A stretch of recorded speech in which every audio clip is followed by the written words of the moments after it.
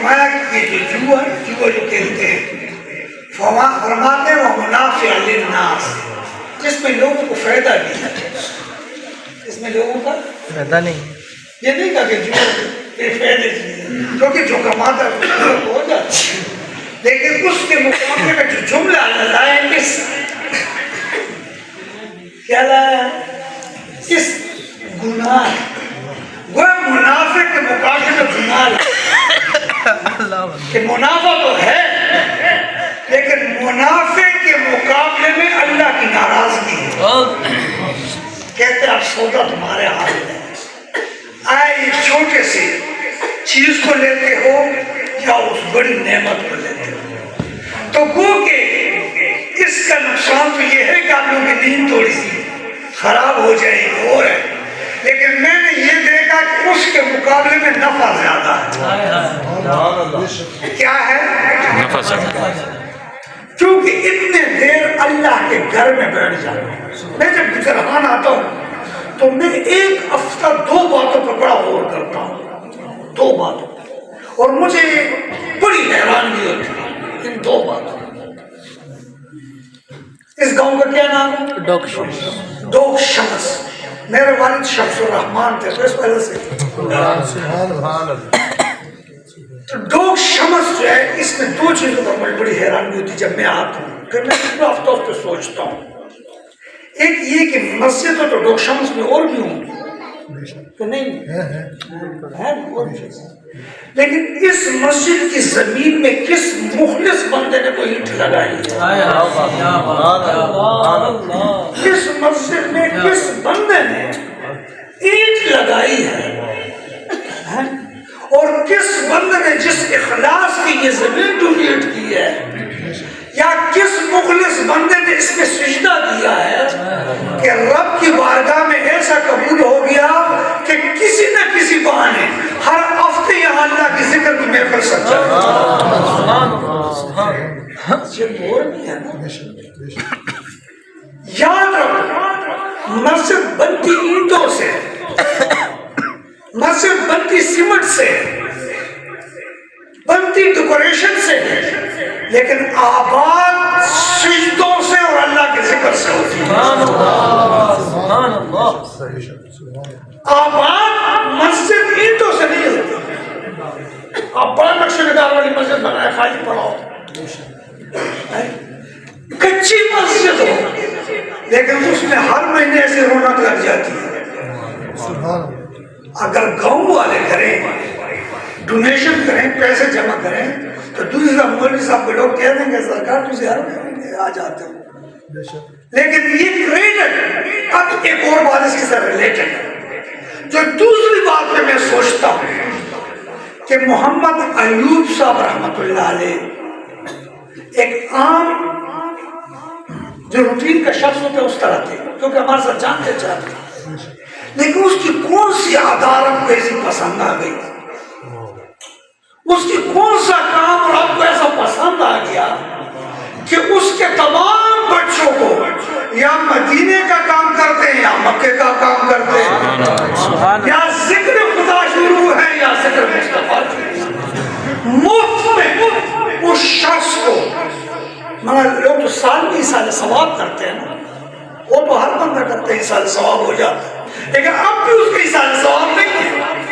ان کی کوئی باقی سالانہ نہیں ہے، لیکن ہر مہینے اللہ کوئی بہانہ بناتا ہے اور اس کی سال ثواب کے لیے اللہ مسجد کو آباد کر دیتا ہے۔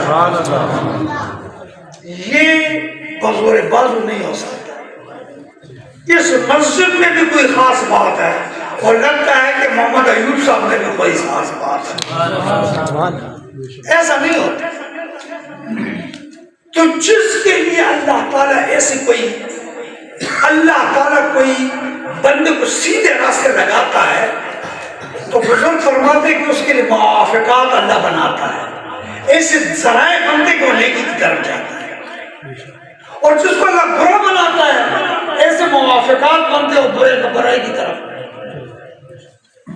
ایک درویش جھونپڑی میں رہتا تھا، بادشاہ کو اس پر بڑا فخر ہوتا تھا اور رات کو عشاء کی نماز پڑھ کے سینہ تان کے سو جاتا تھا، بادشاہ کو محل میں نیند نہیں آتی تھی. اس نے کہا یار اس فقیر کو ایک دن لے اور اس سے میں پوچھوں کہ اس کو یہ سکون کا پوریا کہاں سے ملا؟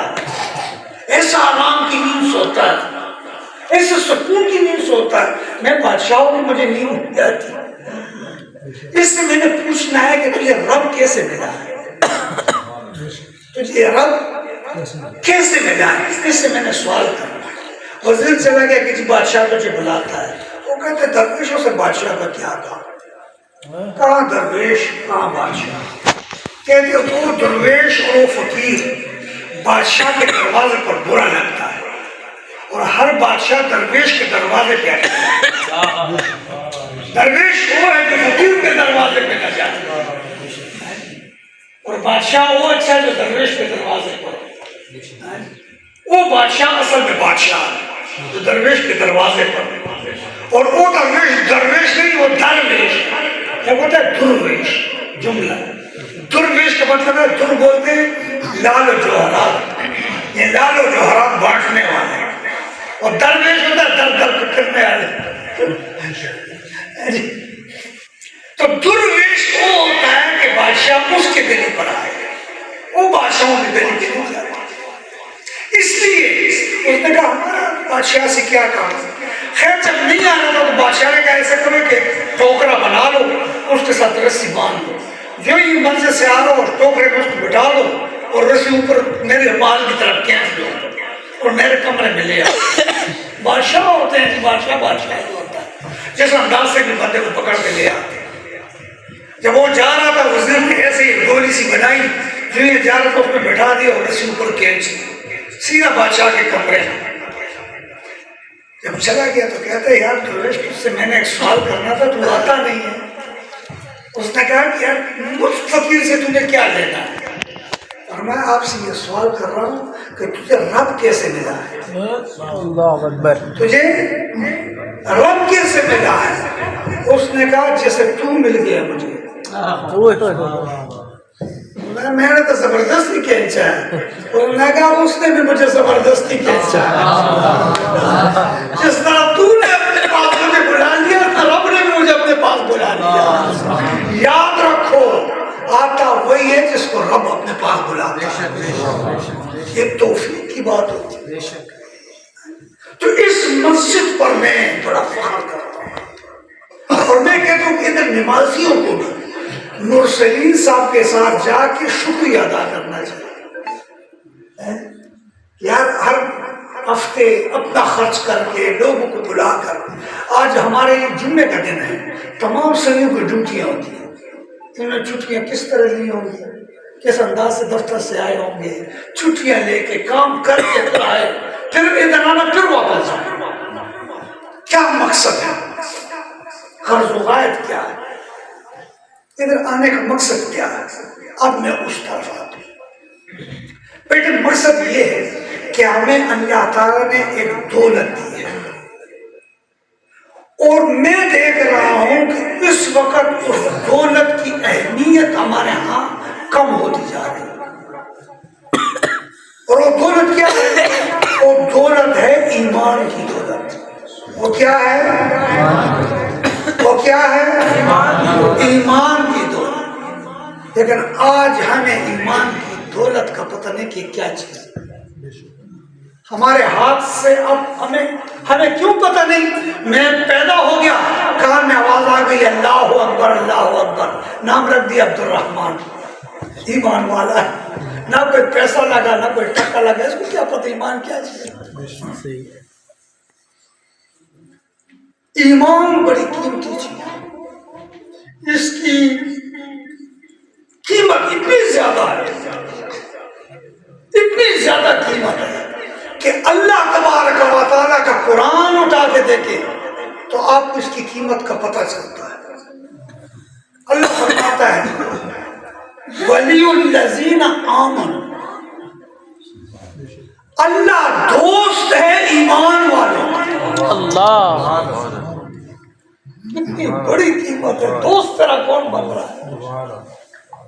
ولی الذین آمنوا, اللہ دوست ہے ایمان والوں کا. اگر کسی کا بائیڈن دوست ہو جائے امریکہ کا صدر، ماشاء اللہ پورے نہیں سمائے گا جی، اور آج کل تو خصوصاً اور اگر کوئی آرمی چیف کہہ دے میں تیرا دوست ہوں، پھر تو ماشاءاللہ پورے علاقے میں ماشاءاللہ اس کا ترتراک ہو جائے گا۔ لیکن اے ایمان والو، اپنے خوش نصیبی پہ ناز کرو کہ تمہارا دوست کوئی دنیاوی بڑا نہیں، رب کائنات تمہارا دوست ہے۔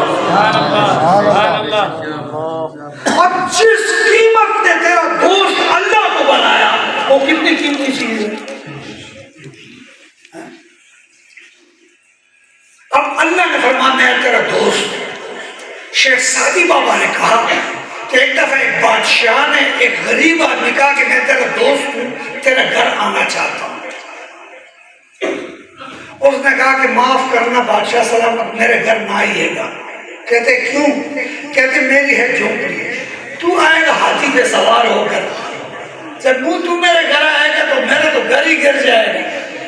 تیرے پاس ہے بجلیاں، میرے پاس آشیاں، کہ تو نہ آیا تو اچھا ہے۔ تو بادشاہ نے کہا کہ اے میرے دوست، میں بادشاہ ہوں، میں جس کے گھر جاتا ہوں چھوڑتا نہیں، پہلے اس کا گھر بڑا کرتا ہوں پھر اس کے گھر میں جاتا ہوں،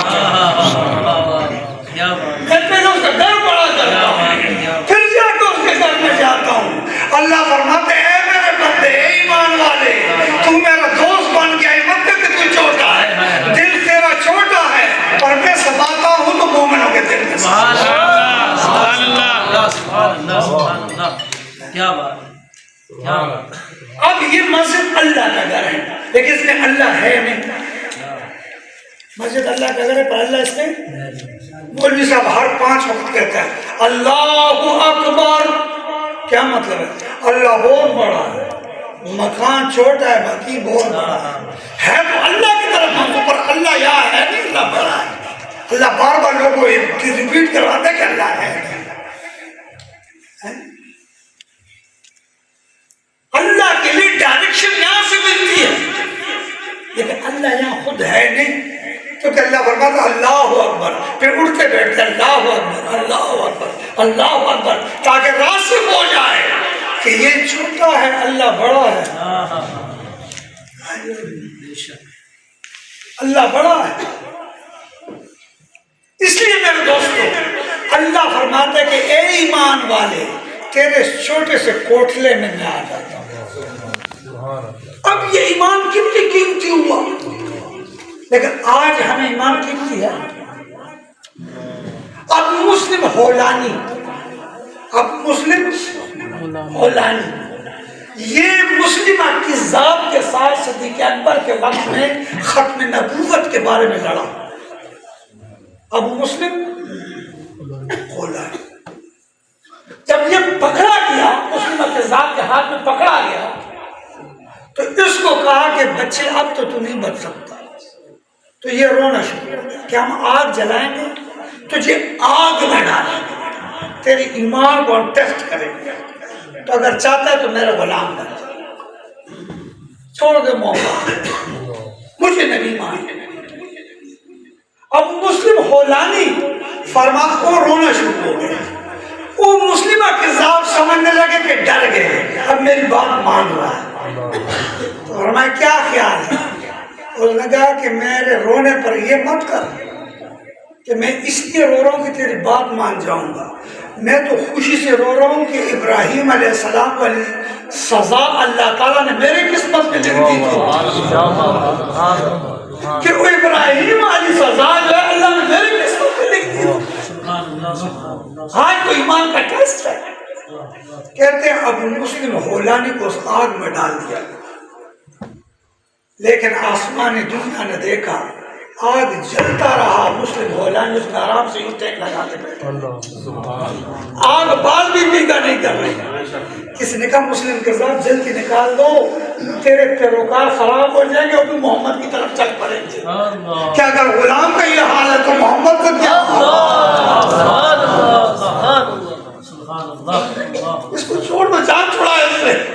اس کو جلدی نکالا گیا کہ یار کسی کے یہاں سے چل، وہ یہاں سے نکل آیا جب نکلا تو کہا کہ کیوں نہ میں حضور علیہ السلام کی بارگاہ میں حاضر ہوں، روزہ رسول پہ حاضر ہوں۔ وہ وہاں سے آئے اور گنبد خضرا میں نماز پڑھنے لگے۔ جب دیکھا تو ساتھ ہی امیر المومنین حضرت عمر رضی اللہ تعالیٰ عنہ نماز پڑھ رہے تھے۔ حضرت عمر ہر کسی پر نظر رکھتے تھے مدینے میں، تو فرمایا تم کہاں سے آئے ہو؟ اس نے کہا میں فلاں علاقے سے آیا۔ اچھا یار، وہاں ہم نے سنا ہے کہ کسی بندے پر اللہ نے آپ کو ابراہیم کی طرح گلزار بنا دیا۔ ہم نے سنا ہے کہ وہاں کوئی ایسا بھی شخص ہے جس پہ ابراہیم علیہ السلام کی طرح اللہ نے آپ کو ٹھنڈا فرما دیا ہے، واقعی یہ سچ ہے؟ مسلم حالان چپ ہو گئے۔ حضرت عمر سمجھ گئے کہ بندہ یہی ہے میرا یار، حالانکہ تم تو نہیں ہو۔ حضرت عمر نے اس کو صدیق اکبر کے پاس لے کے جاتے، کہا امیر المومنین سے ملاقات کے لیے تجھے لے کے جاتے۔ وہ اٹھا کے صدیق اکبر رضی اللہ تعالیٰ عنہ کے پاس لے کے جاتے، اور جب جاتے ہیں تو جب صدیق اکبر کو پتہ چلتا ہے تو کہتے ہیں اس کو بٹھاؤ، پہلے جانماز ڈالتا ہے، 2 رکعت نفل پڑھتا ہے، پھر دعا کرتا ہے، یا اللہ تیرا شکر ہے کہ تو نے ہم میں سے ایک ایسے شخص کو پیدا کر دیا کہ سنت ابراہیم کے طور پر اللہ نے اس کو آگ کو گلزار بنا دیا۔ یہ ہے ایمان کی قیمت۔ جب ایمان کی قیمت پڑ جائے پھر یہ اپنا پھر بات بتاتی ہے ایمان کی قیمت کیا ہو۔ ہم قیمت کم لگاتے ہیں۔ نظام الدین اولیاء رحمۃ اللہ علیہ فوائد الفؤود میں فرماتے ہیں کہ ایک شخص راستے میں اس کو ہیرا مل گیا۔ اب وہ ہیرا وہ جانتا نہیں تھا، چمکتا ہوا شیشہ تھا۔ وہ کسی دکاندار کے پاس لیا، دکاندار نے کہا یار 10 روپے لے مجھے دے دو، میں دکان میں لگا لوں گا، مجھے روشنی کرنے کی ضرورت ہی نہیں رہے گی، یہ روشنی کرے گا، میرا دکان چمک رہا ہوگا۔ اس نے 10 روپے لے لیے، 10 روپے لے اس نے وہاں لگا لیا۔ اچھا اچانک ایک وزیر آ گیا۔ جب وزیر نے آ کے دیکھا نا، وزیر کو کروڑوں روپے کا تھا، اٹھی سی دکان ہے، اس میں کروڑوں کا ہیرا چمک رہا ہے۔ اس نے کہا بیچتے نہیں ہو؟ اس نے کہا نہیں یار میرا دکان چمک رہا ہے، مجھے بیچنے کی ضرورت نہیں ہے۔ اس نے کہا میں 1000 دینار دیتا ہوں۔ اب اسے 10 روپے کے لیے کہ 1000 دینار دیتا ہوں۔ اس نے کہا نہیں یار بھائی ٹھیک ہے۔ اس نے کہا بند ملتی کیوں؟ نے کہا چلو لے۔ اس نے 1000 دینار کا اس کو دے۔ اچھا ہیرا جب اس کے ہاتھ آ گیا تو شہزادی بابا فرماتے کہ ہیرا پگھل گیا، وہ پانی ہو گیا، وہ ہاتھ میں پانی ہو گیا۔ تو یہ ہیرے سے ذکر کرتا ہے کہ جب تو ایک شخص نے تجھے مٹی میں دیکھا، تجھے 10 روپے میں بیچ دیا، دوسرے تیری اتنی قیمت رکھی کہ تجھے دکان میں لٹکا دیا، چمک رہے تھے، میں نے تیری 1000 درہم قیمت لگائی تو میرے ہاتھ میں تو پگھل گیا۔ تو ہیرا آواز دیتا ہے کہ او ملنے والا بھی مجھے پہچانا نہیں، ورنہ مجھے 10 روپے کا کبھی نہ بیچتا۔ دکاندار بھی مجھ سے معرفت نہیں رکھتا تھا، مجھے جانتا نہیں تھا، ورنہ تجھے 1000 کا کبھی نہ دیتا، پر تو نے جان کے میری قیمت کم لگائی ہے۔ اگر کافر منافق ایمان کی قیمت کم لگائیں تو نہیں پگھلتا، لیکن جب ایمان والے خود اس کی قیمت کم لگاتے ہیں تو ایمان پریشان ہو جاتا ہے کہ تو میری اہمیت جان کر بھی ایسا ایسی انداز لگا میرے ساتھ ہو کہ اے میرے دوست، اس کی وجہ کیا ہے؟ ہمارے پاس ایمان کی قدر کیوں نہیں ہے؟ کہتے کہ عبد القادر بدایونی، اس کو ہمارے ہاں ملا دبیازا کہتے ہیں، یہ انگریزوں نے اس کو اس لیے بدنام کیا کہ بہت بڑے عالم تھے، تو اس کو بدنام کیا، لطیفوں میں اس کو لے آئے۔ اس کا نام تھا عبد القادر بدایونی، بہت بڑے عالم تھے، ہمارے ہاں ملا دبیازا تھے، اور ایک نیربل تھے، یہ دونوں وزیر تھے اکبر بادشاہ۔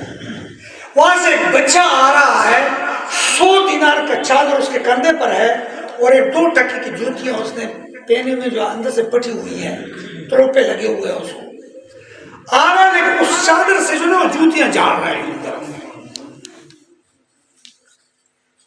بادشاہ پوچھتا ہے عبد القادر بدایونی سے کہ بچہ پاگل نہیں ہے، 100 دینار سے 2 ٹکی کی جوتی صاف کر رہا ہے، چادر مہنگی ہے، جوتے جو نا سستے ہیں، اور یہ اس قیمتی چیز سے اس ادنا چیز کو صاف کر رہا ہے، اس کی کیا وجہ ہے؟ عبد القادر بدایونی کہتا ہے کہ لگتا یوں ہے کہ یہ چادر اس کو والد کی وراثت میں ملی ہے، لیکن جوتی اس نے اپنی کمائی سے کمائی ہے. یہ چادر اس کو جو ہے نا وہ میراث سے ملی ہے، اس کی قدر نہیں ہے اس کو، لیکن جوتے کیونکہ خود لیے اس کا قدر ہے. ہمارے پاس ایمان کی قدر کیوں نہیں ہے کہ ہمیں عبد الرحمن نام ہمارے باپ نے رکھ دیا ہے؟ ایمان کی قدر ہمارے پاس نہیں. ایمان کی قدر دیکھنا ہو تو جا کے حضرت بلال سے پتہ کرو کہ کیسے تھا ایمان، کس طرح لیے. ایمان کی پتہ کرنا ہو تو سہیب سے پتہ کرنا. ایمان کا پتہ کرنا ہے تو جا کے فلسطین میں چلے جاؤ آج کہ وہاں ایمان کی کیا قدر ہے. اے میرے دوستو، نوجوانوں سے میں عرض ہے، بہت بڑی نعمت اللہ نے تم کو عطا فرمائی، اور یہ وہ نعمت ہے کہ اس میں اللہ کی دوستی تمہیں مل سکتی. اللہ کی دوستی اس ایمان کی وجہ سے اگر اس کی حفاظت کرے، اس کو مزید خوبصورت بنائے، مزین بنائے، اس کو مزید بہتر بنائے. اور بہتر کب بنتا ہے؟ جب اللہ اس میں اپنا نور داخل کر دیتا ہے. اور جب اس میں اپنا نور داخل کر دیتا ہے تو اللہ کیا کرتا ہے؟ اس کے آنکھوں سے اللہ حجابات ہٹا دیتا ہے، اور جب حجابات ہٹتے ہیں تو اللہ تبارک و تعالی اس کو اپنے بندوں کا غلام بنا دیتا ہے، اس کو نیک لوگوں کا دروازہ دکھا دیتا ہے، اچھی صحبتیں نصیب کر دیتا ہے، اسے اللہ والوں کے قریب کر دیتا ہے اسے. اور آہستہ آہستہ اس کی زندگی میں ہر روز ایک نئی تبدیلی آنی شروع ہو جاتی ہے، ہر روز ایک نئی تبدیلی آنی شروع ہو جاتی ہے. ایک بات کہتا ہے، ہر لحظہ مومن نئی شان، نئی آن، کردار میں، گفتار میں اللہ کی طرف اس کی روزانہ تبدیلی آنی شروع ہو جاتی ہے. اور جب یہ تبدیلی آنی شروع ہو جائے تو سمجھ جاؤ کہ مجھے اللہ نے اپنا دوست بنا دیا، مجھے اللہ نے اپنا دوست بنا. تو ماشاءاللہ اس تقریر پر یہ مرسلین بھائی، مستقیم بھائی، منیب بھائی